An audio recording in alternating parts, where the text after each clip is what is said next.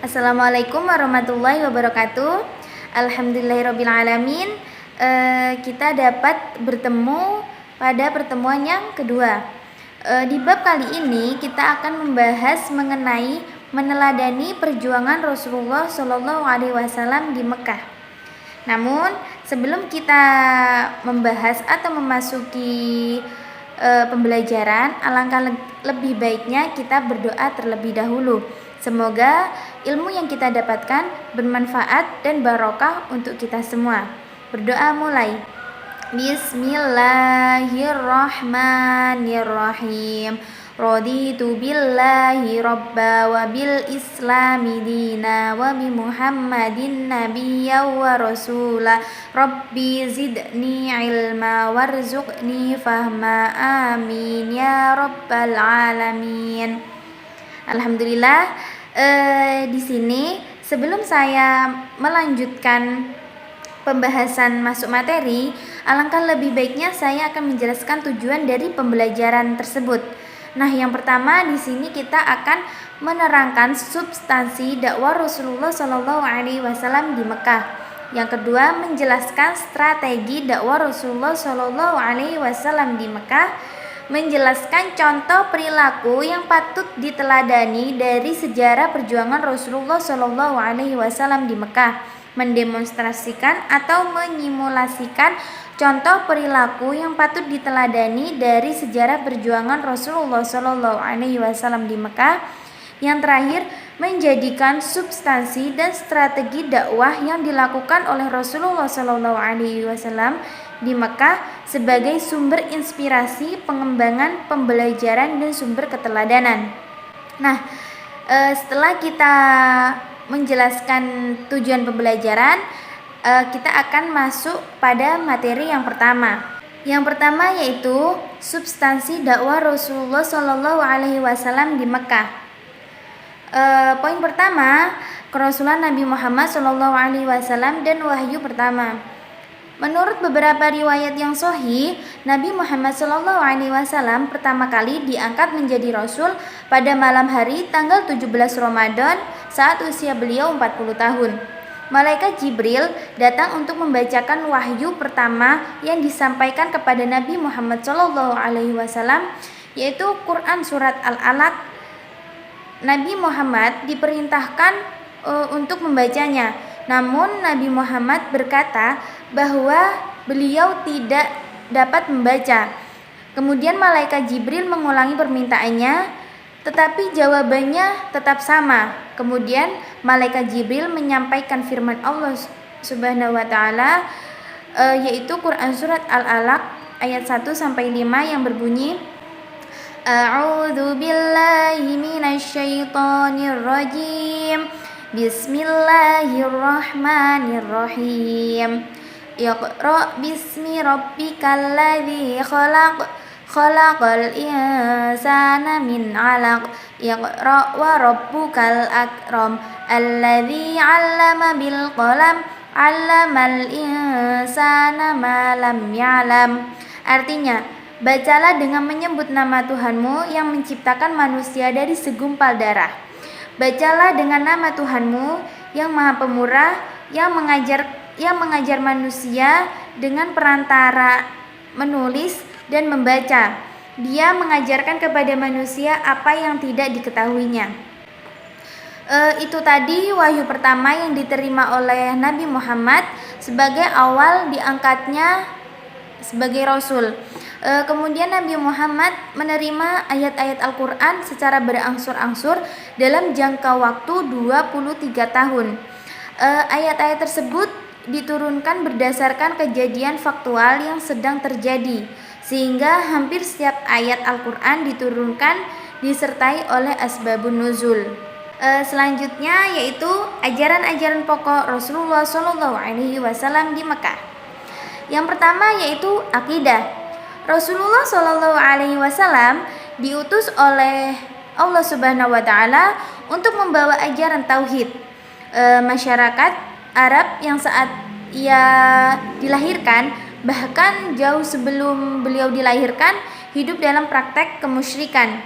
Ia sampaikan kepada kaum Quraisy bahwa Allah Subhanahu wa taala Maha Pencipta segala sesuatu yang ada di alam ini, seperti langit, bumi, matahari, bintang-bintang, laut, gunung, manusia, hewan, dan lain sebagainya merupakan ciptaan Allah Subhanahu wa taala.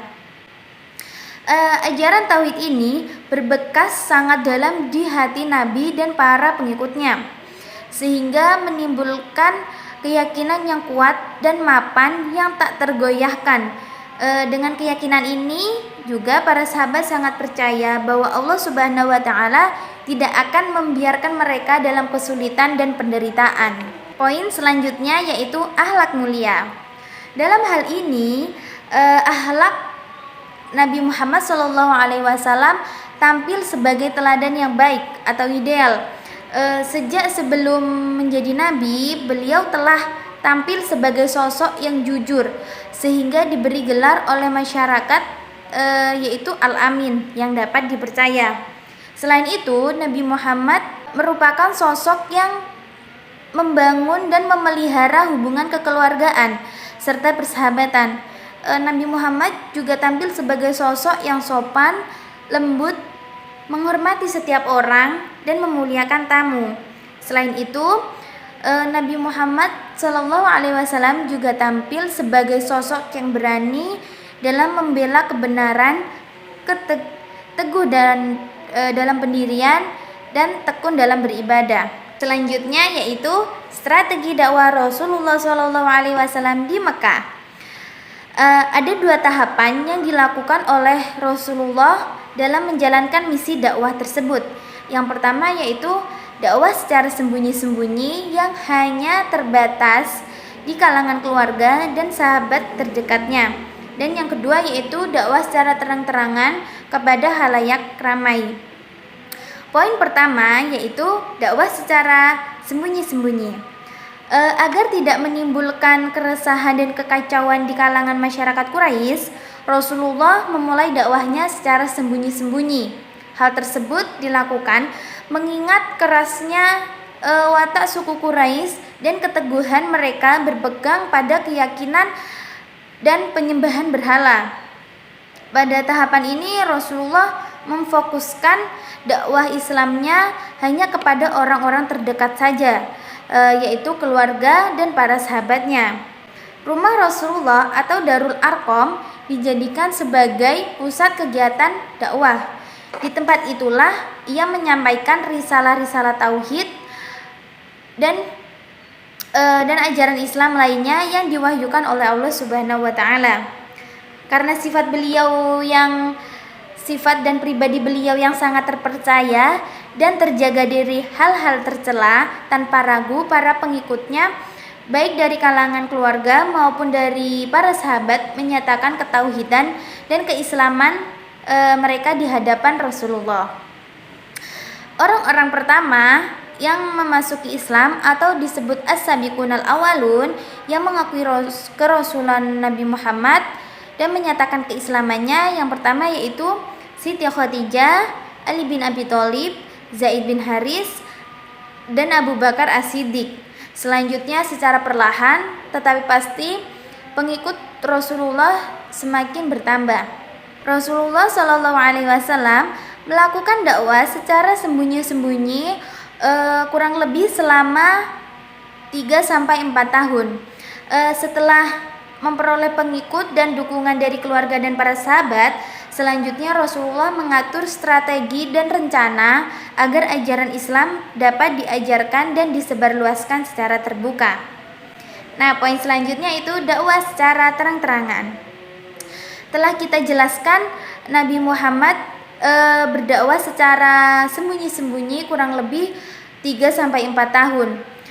Sampai akhirnya Allah Subhanahu wa taala memerintahkan Rasulullah SAW untuk berdakwah secara terang-terangan. Allah Subhanahu wa taala menurunkan wahyu yaitu Quran surat Al-Hijr ayat 94 yang berbunyi A'udzu billahi minasyaitonir rajim. Bismillahirrahmanirrahim. fasda' bima tu'maru wa a'rid 'anil musyrikin. Maka sampaikanlah Muhammad secara terang-terangan segala apa yang diperintahkan kepadamu dan berpalinglah dari orang-orang yang musyrik. Berdasarkan ayat yang telah saya bacakan tadi, Rasulullah Shallallahu Alaihi Wasallam yakin bahwa sudah saatnya beliau dan para pengikutnya untuk menyebarluaskan ajaran Islam secara terbuka dan terang-terangan. Poin selanjutnya kita akan membahas mengenai reaksi kafir Quraisy terhadap dakwah Rasulullah Shallallahu Alaihi Wasallam. Ada beberapa alasan kaum kafir menolak dan menentang ajaran yang dibawa oleh Rasulullah Shallallahu Alaihi Wasallam. Yang pertama yaitu karena kesombongan dan keangkuhan mereka. Bangsa Arab jahiliyah dikenal sebagai bangsa yang sangat angkuh dan bersombong. Mereka menganggap bahwa semua yang telah mereka lakukan adalah sesuatu yang benar. Mereka menganggap bahwa tidak salah dengan apa yang mereka lakukan. Kesombongan mereka tercermin dari syair-syair yang mereka buat, terutama kesombongan kaum Quraisy yang merasa suku mereka yang paling terhormat dan paling berpengaruh di tempat tersebut. Selanjutnya yaitu fanatisme buta terhadap leluhur. Kebiasaan yang telah mengakar kuat dan turun-temurun dalam melaksanakan penyembahan berhala dan kemusyrikan lainnya menyebabkan mereka sangat sulit untuk menerima ajaran tauhid dan menyembah Allah Subhanahu wa taala. Tuhan bagi mereka diwujudkan dalam bentuk berhala-berhala yang mereka buat sendiri sejak ratusan tahun yang lalu. Fanatisme terhadap ajaran leluhur jelas-jelas telah menenggelamkan mereka ke dalam kesesatan yang nyata. Selanjutnya yaitu eksistensi persaingan kekuasaan. Penolakan mereka terhadap ajaran Rasulullah SAW secara politis dapat melemahkan eksistensi dan pengaruh kekuasaan mereka. Jika mereka menerima Rasulullah SAW dengan ajaran yang dibawanya, tentu saja akan berakibat pada lemahnya pengaruh dan kekuasaan mereka. Kekuasaan dan pengaruh yang selama ini mereka dapatkan dengan menghalalkan berbagai cara tentu sangat bertolak belakang dengan ajaran Rasulullah. Itu sebabnya mereka mati-matian mempertahankan eksistensi dan keberadaan mereka untuk menolak Rasulullah SAW. Poin selanjutnya yaitu perjanjian Aqabah. Kerasnya penolakan dan perlawanan suku Quraisy mendorong Nabi Muhammad melancarkan dakwahnya kepada kabilah-kabilah Arab di luar suku Quraisy. Dalam melakukan dakwah ini, Nabi Muhammad tidak saja menemui mereka di Ka'bah pada saat musim haji. Beliau juga mendatangi perkampungan dan tempat tinggal para kepala suku tanpa diketahui oleh siapapun. Rasulullah pergi ke Taif. Di sana beliau menemui Thaqif atau penduduk Taif dengan harapan agar mereka dan masyarakatnya mau menerimanya dan memeluk Islam. Namun Thaqif dan masyarakatnya menolak dengan kejam. Meskipun demikian, Nabi tetap berlapang dada dan meminta Thaqif untuk tidak menceritakan kedatangan beliau ke Thaqif agar beliau tidak mendapatkan malu dari orang Quraisy. Permintaan tersebut tidak dihiraukan oleh Thaqif, bahkan ia menghasut para masyarakatnya untuk mengejek, menyoraki, mengusir, dan melempari Nabi Muhammad SAW. Selain itu, Nabi mendatangi Bani Qiddah, Bani Kalb, Bani Hanifah, dan Bani Amir bin Sa'sa'ah ke rumah mereka. Namun tidak ada seorang pun yang mau menyambut Nabi dan mendengarkan dakwah Nabi Muhammad SAW.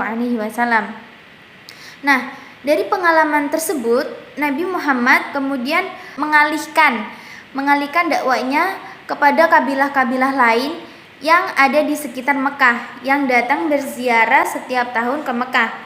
Jika musim ziarah tiba, Nabi Muhammad pun mendatangi kabilah-kabilah tersebut dan mengajak mereka untuk memeluk Islam.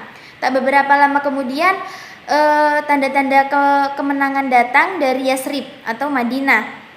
Nabi Muhammad sesungguhnya mempunyai hubungan emosional dengan Yasrib. Di sanalah ayahnya dimakamkan. Di sana pula terdapat famili dari Bani Najjar yang merupakan keluarga kakeknya Abdullah Muthalib dari pihak ibu. Oleh karena itu, tidak mengherankan apabila di tempat ini kelak Nabi Muhammad mendapatkan kemenangan dan Islam berkembang amat sangat pesat. Pada musim ziarah tahun berikutnya, datanglah 12 orang penduduk Yasrib menemui Nabi Muhammad di Aqabah. Di tempat ini mereka berikrar kepada Nabi yang kemudian dikenal dengan Perjanjian Aqabah 1. Pada Perjanjian Aqabah 1 ini, orang-orang Yasrib berjanji kepada Nabi Muhammad untuk tidak menyekutukan Tuhan, tidak mencuri, tidak berzina, tidak membunuh anak-anak, tidak mengumpat, jangan menolak perbuatan kebaikan. Siapa mematuhi semua itu akan mendapatkan pahala surga dan kalau mereka melanggar, persoalannya kembali kepada Allah Subhanahu wa taala. Pada tahun 622 Masehi, peziarah Yasrib yang datang ke Mekah berjumlah 75 orang, dua orang perempuan.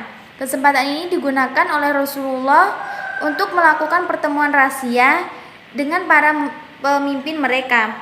Pertemuan Nabi dan dengan para pemimpin Yasrib yang berziarah ke Mekah disepakati di Aqabah pada tengah malam pada hari-hari tasyrik. Selanjutnya yaitu peristiwa hijrah kaum muslimin. Hijrah ke Abisinia atau Habsyi. Untuk menghindari bahaya penyiksaan, Rasulullah menyarankan para pengikutnya untuk hijrah ke Abisinia. Para sahabat pergi ke Abisinia dengan 2 kali hijrah. Hijrah pertama sebanyak 15 orang, 11 orang laki-laki dan 4 orang perempuan. Mereka berangkat secara sembunyi-sembunyi dan sesampainya di sana mereka mendapatkan perlindungan yang baik dari Najasyi atau Raja Abisinia. Ketika mendengar keadaan Mekah telah aman, mereka pun kembali lagi. Namun mereka kembali mendapatkan siksaan yang melebihi siksaan dari sebelumnya. Karena itu mereka kembali lagi hijrah untuk yang kedua kalinya sebanyak 80 orang yang dipimpin oleh Ja'far bin Abi Thalib. Mereka tinggal di sana hingga sesudah Nabi hijrah ke Yasrib atau Madinah. Peristiwa hijrah ke Abisinia ini dipandang sebagai hijrah pertama dalam keislaman. Selanjutnya yaitu hijrah ke Madinah. Peristiwa Ikrar Aqabah 2 diketahui oleh orang-orang Quraisy. Sejak itu, tekanan, intimidasi, siksaan terhadap kaum muslimin makin meningkat. Kenyataan ini mendorong Nabi segera memerintahkan sahabat-sahabatnya untuk hijrah ke Yasrib. Dalam waktu 2 bulan saja, hampir semua kaum muslimin, sekitar 150 orang, telah berangkat ke Yasrib. Hanya Abu Bakar dan Ali bin Abi Thalib yang masih menjaga dan membela Nabi Muhammad hingga Nabi pun hijrah setelah mendengar rencana Quraisy yang ingin membunuh beliau. Ketika Nabi Muhammad masuki Yasrib, beliau disambut baik oleh masyarakat tersebut. Sejak itu nama Yasrib diganti dengan Madinatun Nabi atau kota Nabi, atau sering pula disebut dengan Madinatun Munawwaroh, kota yang bercahaya. Dikatakan demikian karena memang dari sanalah sinar Islam memancarkan ke seluruh penjuru dunia. Alhamdulillah, materi yang tadi telah saya sampaikan semoga bermanfaat untuk kalian semua. Nah, di sini saya akan memberikan tugas untuk kalian semua ya. Oke, yang pertama yaitu sebelum datangnya Islam, masyarakat Mekah dalam keadaan. Yang kedua, wahyu pertama kali yang diterima Nabi Muhammad SAW adalah dakwah Nabi Muhammad pertama kali dilakukan dengan cara. Yang keempat, untuk menghindari lebih banyak korban penyiksaan yang dilakukan oleh kaum Quraisy, maka Rasulullah memutuskan untuk hijrah ke. Yang kelima yaitu apa arti asbabun nuzul. Terima kasih, semoga bermanfaat. Wassalamualaikum warahmatullahi wabarakatuh.